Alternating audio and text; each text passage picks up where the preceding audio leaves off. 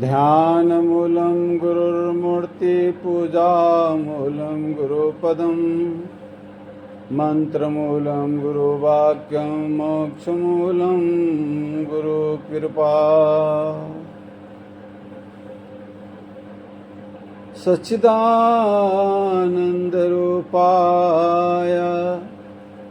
विश्वोत्पत्त्यादिहेतवे तापत्रयविनाशाय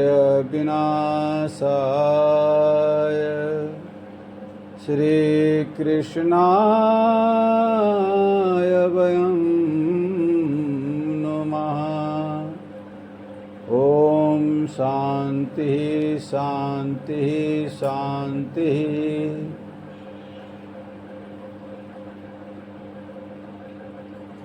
आप सभी को गुरु के दरबार में हार्दिक अभिनंदन के साथ स्वागत है।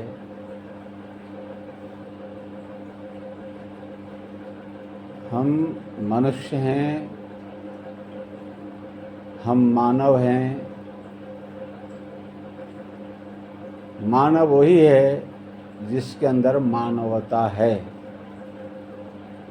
मनुष्य वही है जिसके अंदर मनुष्यता है। मनुष्य हम इसलिए कहलाते हैं, हम मनु की संतान हैं। हमारे आदि पूर्वज मनु महाराज हुए हैं, इसीलिए हम मनु महाराज की संतान होने के कारण हम मनुष्य कहलाते हैं। और जो मनुष्य होता है वो मानव कहलाता है। श्रुति कहती है, वेद कहता है, हे मनुष्यों, तुम मनु की संतान हो, अर्थात मनुर्भवः।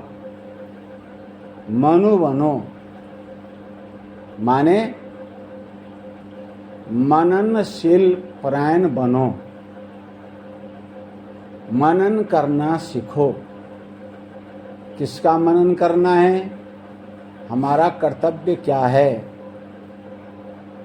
हमारा धर्म क्या है, हमारा संस्कार क्या है, हम इस संसार में क्यों आए, किस लिए आए, हमें क्या करना चाहिए, हमें ऐसा कौन सा काम करना चाहिए जिससे संसार में भी सुख मिले और इस शरीर को त्याग करके हम जहाँ भी कहीं जाएं वहाँ भी हमें सुख मिले।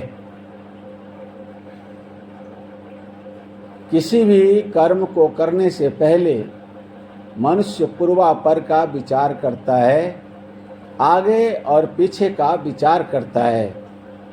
जो हम कर्म करने जा रहे हैं उन कर्मों के हमारे पूर्वजों ने पीछे अतीत पूर्वजों ने किया है क्या? और जो कर्म हम कर रहे हैं इसका असर आने वाले वंशज के ऊपर, आने वाली पीढ़ी के ऊपर इसका क्या असर पड़ेगा? जब हम पूर्वापर का विचार करते हैं, सोचते हैं, विचारते हैं, समझते हैं, तो हम मनु की संतान कहलाते हैं, अर्थात मनुर्भावा, मननशील बनो। आगे पीछे का विचार करो। जो आगे पीछे का विचार करता है और सोच समझ करके कदम उठाता है तो उसे हर कदम पर सफलता मिलती है। हम मनुष्य हैं, मनुष्य का धर्म है दया करना। दया के बिना मनुष्य कसाई के समान है, क्योंकि हम मनुष्य हैं, हम देवता की संतान हैं। दिति की जो संतान है वो दैत्य कहलाते हैं। आजो अदिति के संतान हैं वो देवता कहलाते हैं, और दैवी संपदा जो से संपन्न होता है वो देवता कहलाता है, वो मनुष्य कहलाता है, वो मानव कहलाता है, क्योंकि मननशीलता उसमें भरी पड़ी है। तो दया, दया का मतलब होता है करुणा, एक मन की सद्प्रेरणा, सद्विचार, जिसके अंदर दया नहीं, अपने सामने जो स्थित प्राणी है उसकी विषम स्थिति को देखकर, विषम परिस्थिति को देख करके अपने मन में एक करुणा की जागृति, आर्द्रता का प्रादुर्भाव होना ही दया का संचार कहलाता है। हमारे सामने जो प्राणी है, हमारे सामने जो प्राणी आया है, जो जीव आया है, याचक बन के आया है, क्या चीज़ की ज़रूरत है, उसे क्या चाहिए, क्या उसको पूरा करने में हम समर्थ हैं, पूरा कर सकते हैं।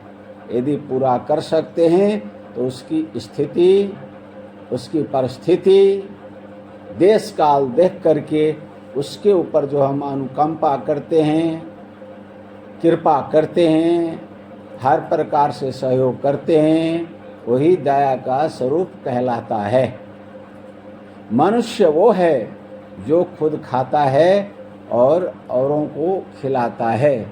दानव वो है जो खुद ही खाता है और औरों को भी छीन लेता है, वो दानव दैत्य कहलाता है। हमारे पूर्वज देवता हैं, हमारे देवताओं ने हमें संस्कार दिया है। कैसे संस्कार दिया? एक बार देवता और दैत्य दोनों के दोनों ब्रह्मा जी के पास में गए। दैत्य ने कहा, हम भी कश्यप ऋषि की संतान हैं और आपकी संतान हैं। देवता भी, मानव भी, मनुष्य भी आपकी संतान हैं, वो मनु की संतान हैं। लेकिन देवता की पूजा होती है, मनुष्य देवत्व को प्राप्त करता है, और हमारी पूजा नहीं होती। हम मनुष्यत्व को प्राप्त क्यों नहीं करते हैं? इसका क्या कारण है? हम इसको जानना चाहते हैं। ब्रह्मा जी ने कहा, अच्छी बात, अच्छी बात है। जब ब्रह्मा जी ने कहा अच्छी बात, हे दैत्यों, तुम लोगों को खुद ही पता चल जाएगा देवता और तुम में क्या अंतर है। कहा, एक तरफ तुम सारे दैत्य बैठ जाओ और एक तरफ देवता बैठ जाएं। दो पंक्ति में दोनों तरफ बैठ गए सारे के सारे। अब क्या हुआ? ब्रह्मा जी ने अपने सेवकों से कहा, हे सेवकों, दैत्य और देवता के दोनों हाथ पीछे करके बांध दिए जाएं। पीछे हाथ दोनों करके बांध दिए जाएं। बांध दिए गए और कहा, इनके सामने 56 प्रकार के भोजन थाली में सजा करके रख दिया जाए। रख दिया गया। ब्रह्मा जी ने कहा, हे दैत्यों, तुम इस भोजन को ग्रहण करो, और हे देवताओं, तुम लोग भी अपने अपने भोजन को ग्रहण करो। दैत्यों ने कहा, ब्रह्मदेव, ये कैसे हो सकता है? हमारा हाथ बांधा हुआ है, हम न तो खुद खा सकते हैं न किसी को खिला सकते हैं। का हमारे साथ सरासर अन्याय हो रहा है। दैत्यों ने कहा, हाथ बांध गया तो क्या हो गया? हम मुंह से खा लेंगे। सबने कहा, तुम कैसे खाओगे? हम खाएंगे। तुम नहीं खा सकते, हम खाएंगे। आपस में हम खाएंगे कह करके लड़ाई शुरू हो गई। भाई घमासान युद्ध हो गया। माथा से माथा मार करके एक दूसरे को फोड़ना शुरू कर दिया। दैत्यों ने कहा जो कि हम न तो खाएंगे न खाने देंगे, लेकिन देवताओं ने कहा हम खाएंगे भी और खिलाएंगे भी, क्योंकि हम देवता हैं, हम आदर्श पुरुष हैं, हम महापुरुष हैं। मेरे अनुकरण मेरे अनुसरण मनुष्य करते हैं, क्योंकि वो मननशील धर्मा प्राणी हैं। हमें उपदेशक बनना है, हमें लोक कल्याण करना है, क्योंकि हमारे पीछे मनुष्य का जीवन यापन होता है, हैं? हम उनके देवता कहलाते हैं, हम उनके आचार्य कहलाते हैं, हम उनके पूर्वज कहलाते हैं, अर्थात हम खाएंगे भी खिलाएंगे भी। कहा ब्रह्मा जी ने हमारा हाथ बांध दिया तो क्या हो गया? कहा भाई इस बंधे हुए हाथ से थाली को सरका लो, अपने पास में ले आओ। थाली को पीछे ले गया और कहा अब तुम हाथ के सामने अपना मुंह ले आओ, और उसको खिलाने लग गए। कहा आराम से खाओ। सारे देवता खाने लग गए और खिलाने लग गए। बड़ी शांति मिली। इधर क्या हुआ? दैत्य आपस में लड़ने झगड़ने लग गए, और न तो खाए न खिलाया, भोजन हो गया बर्बाद। और देवताओं ने आराम से प्रेम से खा करके तृप्ति प्राप्त की, और ब्रह्मा जी की जय हो नारा लगा दी। ब्रह्मा जी ने कहा हे दैत्यों,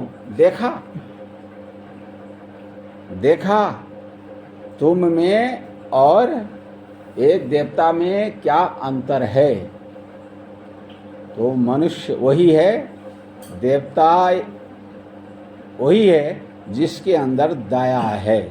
यदि हम भगवान को खुश करना चाहते हैं तो ब्रह्मा जी ने कहा जो कि द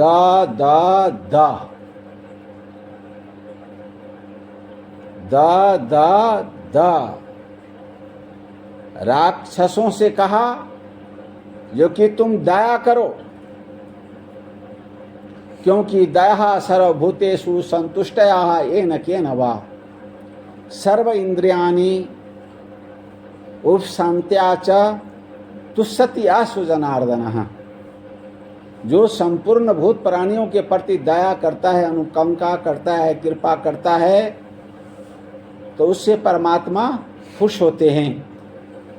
तुम निर्दयी हो, तुम कसाई हो, तुम आपस में ही लड़ते हो, मरते हो, झगड़ते हो, एक दूसरे को काटते हो, वैमनस्यता है, अर्थात तुम एक दूसरे का भला चाहते हो, भाई भाई का भला चाहते हो, अड़ोसी पड़ोसी का भला चाहते हो, तो दया करना सीखो।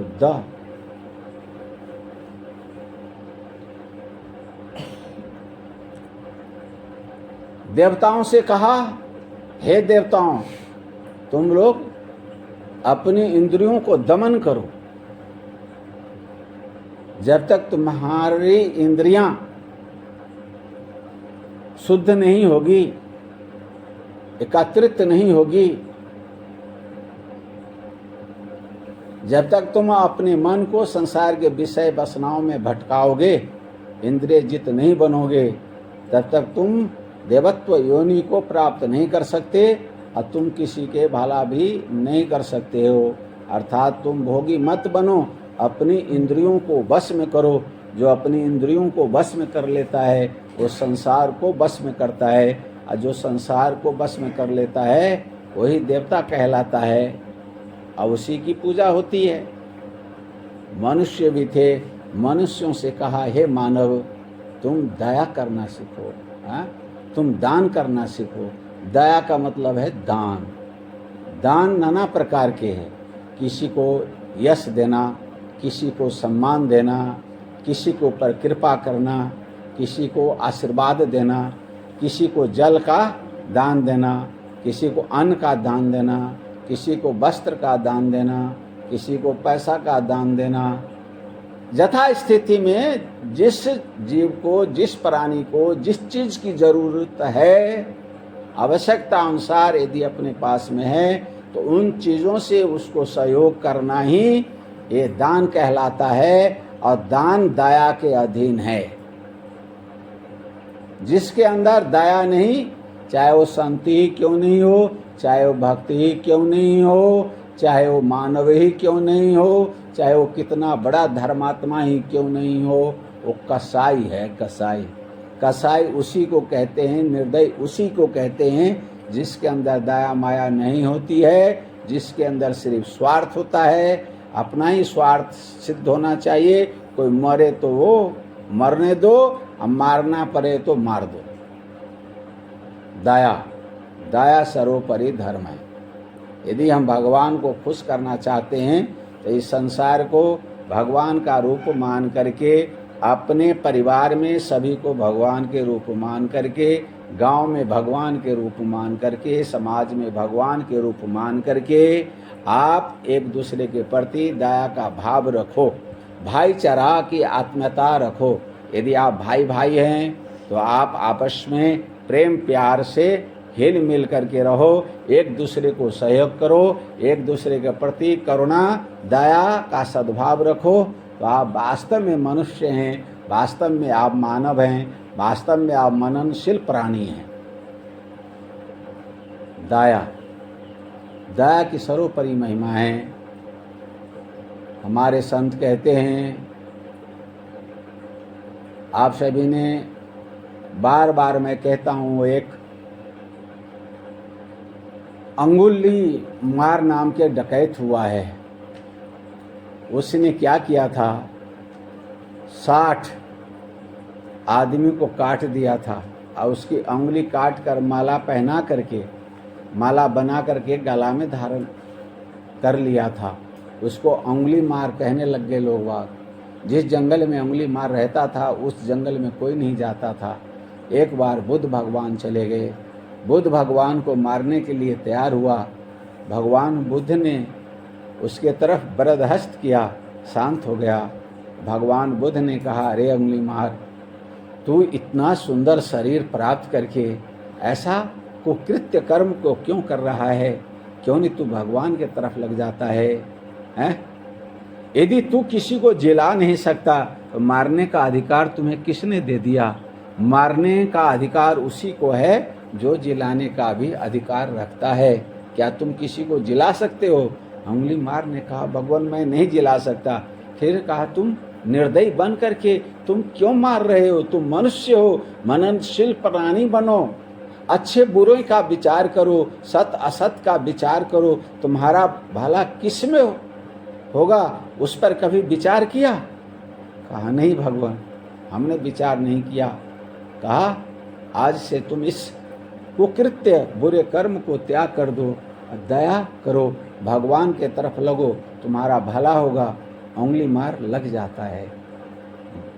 और अंगुली मार ने कहा, गुरुदेव, हे बुद्ध भगवान, मैं बहुत बड़ा पापी हूँ, मैं कब अपने आप को समझूंगा जो कि मैं निष्पापी बन गया? भगवान बुद्ध ने कहा, ये अच्छी बात है। भगवान ने एक काला वस्त्र दे दिया, कहा इसको डंडा में लगा लो, जहाँ भी कहीं भजन करोगे, तपस्या करोगे, झंडा गाड़ देना। जिस दिन एक काला वस्त्र सफ़ेद हो जाए, समझ लेना उसी दिन तुम निष्पापी बन गए, पाप मुक्त हो गए, मेरे पास चले आना। अंगुली मार जंगल में घूमता है, कंदमूल खाता है, खूब भजन करता है, रोज देखता है। 12 साल हो गई, लेकिन काला वस्त्र ही है, वो सफ़ेद होने को तैयार नहीं। जंगल में घूम रहा है, एक जगह से आवाज़ आती है, कोई बचाओ, कोई बचाओ, कोई बचाओ, अरे हमारी इज्जत लूटी जा रही है, कोई बचाओ, कोई बचाओ, कोई बचाओ। अंगुली मार ने आवाज़ सुनी, दौड़ पड़ा आवाज़ की ओर। देखता है एक आबला बाला कन्या है 16 साल की, और उसकी इज्जत लेने के लिए 10 बदमाश तैयार हैं। अब अंगुली मार ने विचार किया, यदि मैं इनके पास में जाकर के हाथ जोड़ूंगा, पाँव पड़ूंगा, ये हमें मार देंगे। यदि मैं अपनी तलवार निकालता हूं तो 10 की हत्या करनी पड़ेगी, बहुत बड़ा पाप होगा। अब मैं करूं तो करूं क्या? अंत में विचार आया, जो 60 तो 70 सही। भगवान के भजन करने से 60 पापों से मैं मुक्त हो जाऊंगा तो 10 पाप से भी मुक्त हो जाऊंगा। लेकिन दया धर्म, निसहाय प्राणी के ऊपर दया करना और हर प्रकार से उसकी रक्षा करना एक मनुष्य का कर्तव्य है। हमारा यही कर्तव्य है इस समय, जो कि इन सारे दुष्टों को मार दूं, इस अबला कन्या की बेटी की रक्षा करूं, यही मेरा धर्म है। गिलगाना मेरा धर्म नहीं है। उसने तुरंत ही अपनी तलवार निकाल करके क्षण भर में 10 का सिर अलग कर दिया। सही सलामत उस कन्या को अपने माता पिता के पास में पहुंचा दिया। रात हुई, जंगल में आता है, वो सो जाता है। प्रातः काल उठता है और नदी में स्नान करता है, संध्या बंधन करता है। जब झंडा लेने के लिए पास में जाता है तो देखता है वहाँ काला झंडा नहीं है, वो सफ़ेद है। बोलो कृष्ण भगवान की। और दौड़ते हुए बुद्ध भगवान के पास में गया। अब बुद्ध भगवान ने कहा, तूने निसहाय अवस्था में पड़े हुए प्राणी के प्रति तूने कोई बहुत बड़ी दया करी है, जिस दया के प्रताप से तुम्हारा सारा पाप नष्ट हो गया और तुम पाप मुक्त बन चुके हो। उंगली मार ने सारी बात बताई। बुद्ध भगवान ने कहा, देखा, दया धर्म सर्वोपरि धर्म है, दया करनी चाहिए। और जो दया करता है तो भगवान दयावान मनुष्य के ऊपर सतत कृपा करते हैं, अनुकंपा करते हैं, उसके हर कार्य, हर मनोरथ, हर इच्छा को पूर्ण करते हैं। तो दया सर्वभूतेषु, संपूर्ण भूत प्राणियों के प्रति दया करना क्या है? ये धर्म है, ये भक्ति है। भगवान का स्वरूप मान करके हमें क्या करना है? दया करनी है। संतुष्टः येन केन वा संतोषम परमम सुखम। हमारी जो स्थिति है, हमारी जो परिस्थिति है, हम जैसा हैं, हमारे पास में जैसा साधन है, उसी में खुश रहना चाहिए। हमारे संतों ने कहा, देख पराया चौपड़ी मत ललचा जीव। यदि तुम्हारे पास में धीना नहीं है, दूध का साधन नहीं है, घी का साधन नहीं है, दही का साधन नहीं है, सूखी रोटी है, नमक चटनी है, तो उसी में खुशी मनाओ और उसी को भगवान को भोग लगाओ। भगवान को भोग लगा करके भगवान का प्रसाद समझ करके जिमो, तुम्हारा कल्याण होगा, तुम्हारा भला होगा। आज जिसके अंदर संतोष धन आ जाता है,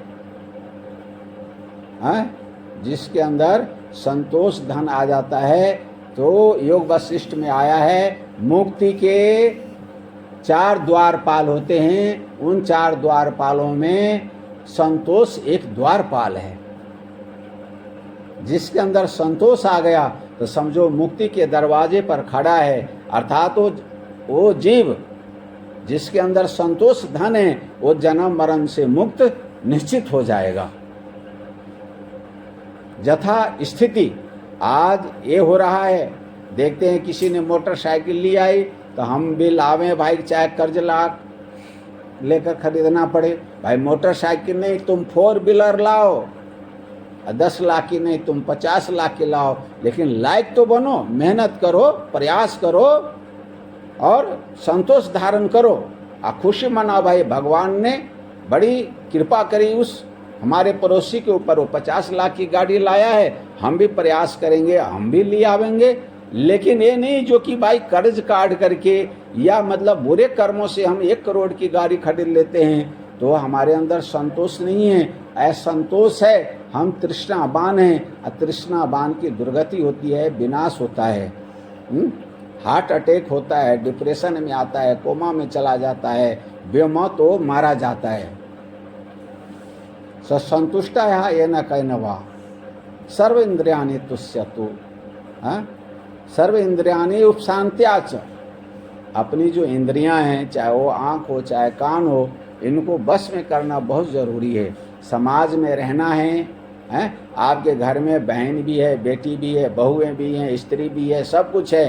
यदि निगाह सही नहीं है, इंद्रियां बस में नहीं हैं, तो आपका मन विचलित होगा। आप अपने घर को संभाल नहीं सकेंगे। आपके घर में आने वाले जो रिश्तेदार हैं, बंधु हैं, बांधव हैं, उनकी जो भाई बहनें हैं, आपके घर में आएंगे अपना समझ करके, लेकिन आपकी इंद्रियां बस में नहीं हैं, तो आपका विनाश होगा, अपकीर्ति होगी, अपजस होगा, और आपके घर पर आने से सभी कतराएंगे और आप अकेले रह जाओगे।